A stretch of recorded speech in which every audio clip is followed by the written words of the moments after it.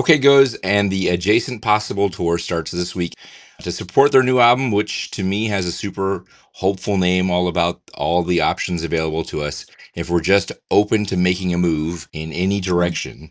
I also feel this is visualized in their latest video, Love. I've got bassist Tim Nordwind from OK Go, who can tell me what was really going on. Tim, thanks for taking the time to talk about the new album. Yeah, thanks for speaking with me. OK Go was created in '98, 26 years ago, and now you have 5 studio albums, 7 LPs, 2 live albums, 29 singles released, 12 compilation appearances, and several awards for ingenuity and creativity. Your newest album came out just 10 days ago. Before that, your last album came out in 2014. Why don't you just start from there and tell me everything that's transpired in the last 11 years? Oh my gosh, that's a big question. Yes, so we put out our fourth record, Hungry Ghosts, in 2014, and then we made, oh boy, like 6 or 7 videos for that record, all of which took anywhere between 3 to 6 months to make. And when we weren't making those videos, we were on tour nonstop, basically. So, most bands put out a record and tour it for a year and then go back into the studio. We're, I guess, a little different in that we tend to like promote one record for 3 to 4 years because we make these insane videos that are attached as these like crazy art projects to the album and stuff like that. So basically from 2014 to like, I don't know, early-ish 2019, we were touring and making videos.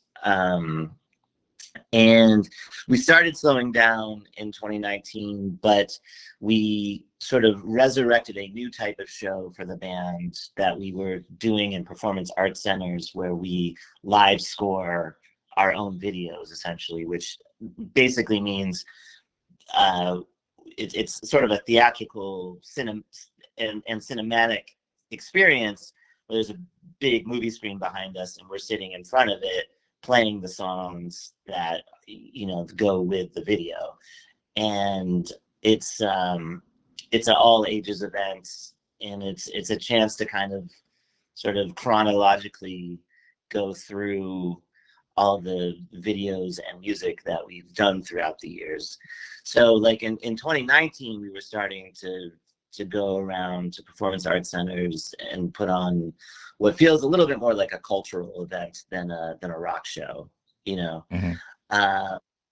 And had sort of focused some time and energy on that as we were then starting to sit down to write the beginnings of what became this new record and the Adjacent Possible. Around that time, a couple of the guys in the band had kids. Then there was the pandemic. Then we all started kind of doing individual projects while also sending demos to each other. But Damien and his wife Kristen directed a film. I acted in a film. Dan, our drummer, was producing and mixing for other bands and stuff like that. Andy, our guitarist, is a programmer. So, we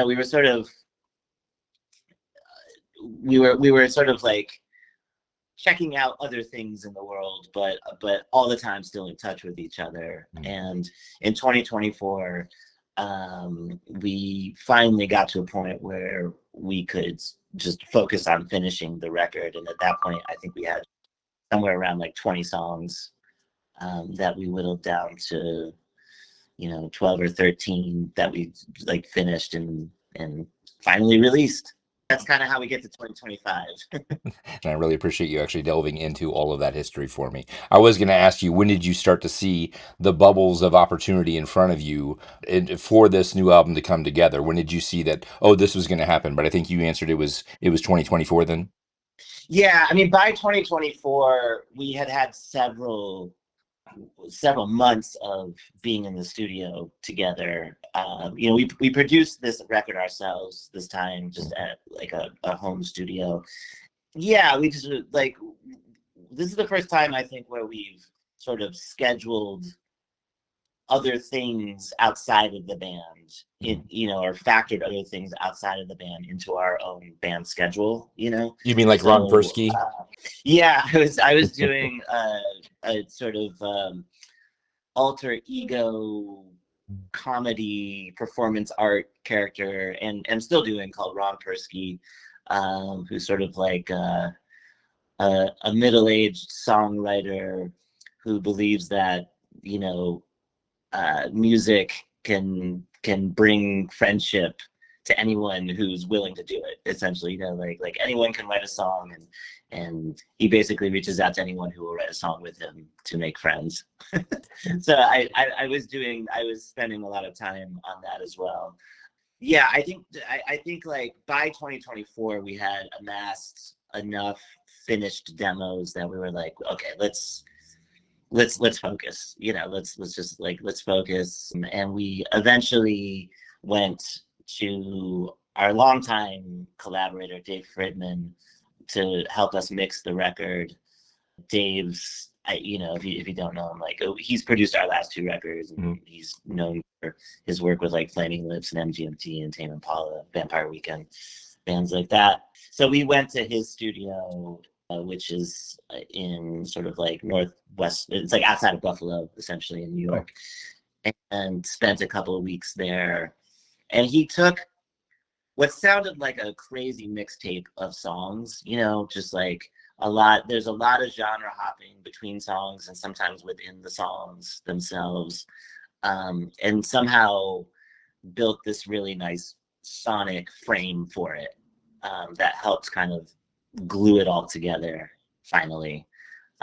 Because like we were just like really experimenting with styles and genres and sounds and all of that. And when we went to him, we were like, we love every song individually. We just don't know if this is a record or not. He was like, it's a record. It's fine. We'll get it there. And he helped really convince us that, like, yeah, this is a body of work that feels like it belongs on the same record. How many demos do you think you started off with before dwindling it down to these 12? Oh gosh, I mean, demos that we started with, probably somewhere between 40 and 50. Wow. Because it's like we have like a folder of things. We have a sort of like A folder and B folder, and the B folder is like parts of songs that we just absolutely love, and we know there's something in it, but like it's gonna take some work to really get it into sounding like a complete song. And the A folder is always stuff that like comes in sounding damn near complete from the start, and so we have to balance between the A folder and the B folder, and the B folder always gets bigger and bigger every record we make, essentially. So between those folders, I would say like we had about 40 songs. What was nice, like there's a song on the record called "The Stone Only Rolls Downhill" that I think was initially demoed for our third record called "Of the Blue Color of the Sky," and it's a song that all of us have always loved and never quite knew how to finish. And I'm very happy that like we took it out of the B folder, and actually finished it this time. Sometimes it's just a matter of timing when you can release that song or put it together with another compilation of music. Yeah, for sure. And I mean, some of it is like there were these demo lyrics that were attached to it that just,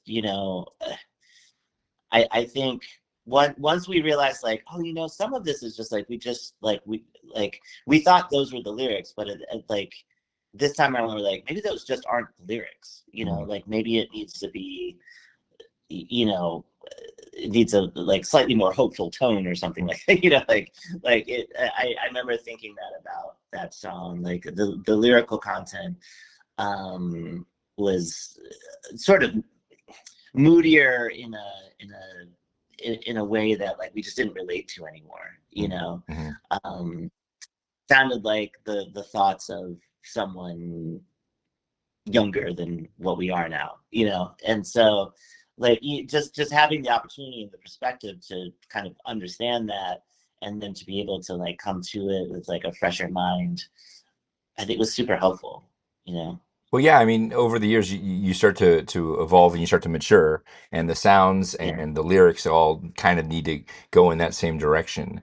With that in mind, how have your goals changed since founding OK Go?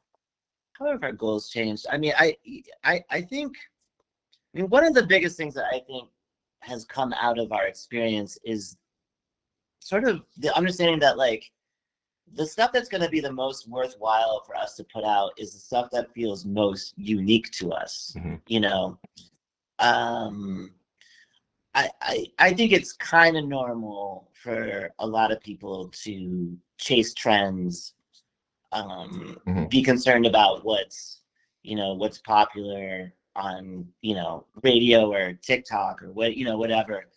Um, and I think we've become much more comfortable with kind of like actually tuning most of that out for ourselves Hmm. and just being concerned with like what is the thing we can make that is going to feel and sound like only we could have made this. And those are the things that I think maybe we used to run away from that a bit because we felt like, I don't know, like even though it came out of us, we felt like, yeah, but we can't do that because we don't make that kind of music, Hmm. right? Hmm. Like we're supposed to make a different type of music. And we have shed all of that kind of like second guessing when it comes to songwriting now. And that's a really, really nice place to be. And I think like maybe the experience with the videos has sort of taught us that about our music, that like that the closer it can feel like it's coming straight from us, the better off we're probably gonna be. Yeah, I think that's actually a really great take on the position that you're in. You guys have the Mm. ability to really make sure that creativity comes first and making sure then Yeah, that it's as earnest as it ever was. yeah. And I think that is, you get that from kind of being comfortable and having some success behind you to know that, you can now loosen the reins a little bit on it and just work together creatively. And I mean, if it isn't evident in your songs, because I know the music comes first, you put those together Mhm. first, and then we start making these videos. And my family, we love the music of OK Go, and whether we've seen the video or not. But it is far far easier for us to share the Mhm. music if we're like, hey, you got to check out this video. You're not going to believe this. Sure. And for us, that is 5,000% okay. You know what I mean? It's like we made the music, we made the videos. Mhm. So it's like Mhm. it, it's all coming from us. Mhm. And so we're happy however people want to share it, basically. And I think we know that probably more people have seen the videos than have like sat down and listened to the record, but that's okay. I mean, either way, they're hearing the song. So um, that's I don't know. That's modern. I guess that's just the weird postmodern world we entered into 26 years ago, basically, and it's just gotten more and more like that as time has gone on. Well, yes, but I also say no because people, if they know OK Go, they expect a Hmm. video. You guys took the time to go ahead and make videos before this album released. I don't know if you've done that in the past or not, but Yeah, people. that's a very that we've always that's an interesting point actually, and one that like we desperately wanted to change this time around. Like we wanted to have a video at the beginning of the Mhm. record. We've never had that before. The other thing, though, is, and this is why I say no, is no one still 26 years later does it like you guys do it. I know that everybody wants to put a label on what kind of music you are or what you're doing or whatever, but that's, I think, the beauty of what you're able to do is to explore new boundaries all the time. Yeah, I mean that I think that's what keeps us very, very interested in what we do. I think we would be incredibly bored if we had to sort of follow one formula for our entire career. That works really well for some bands, and I think for some bands that's like all they want. Mhm. Mhm. We're just not those types of people, I guess. Yeah, we want to be able to explore whatever gets us excited on any given day.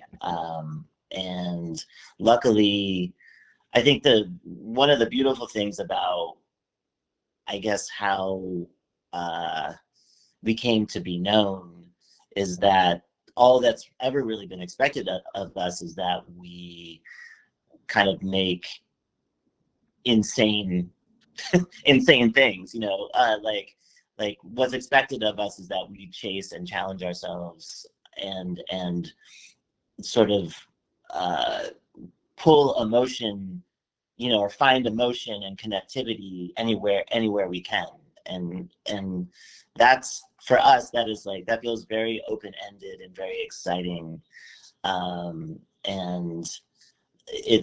we're kind of lucky that that's all that's really ever been expected of us. From a listener's perspective, it's also very exciting to just even have the anticipation of knowing what you guys are going to come up with next. So I got to tell you, we really appreciate it. That's Thank awesome. thank you so much for your time. OK Goes and the Adjacent Possible tour starts this week. I'm going to see you on the 27th at the Agora in Cleveland. Thanks again so much for your time, Tim. Thank you. Take care.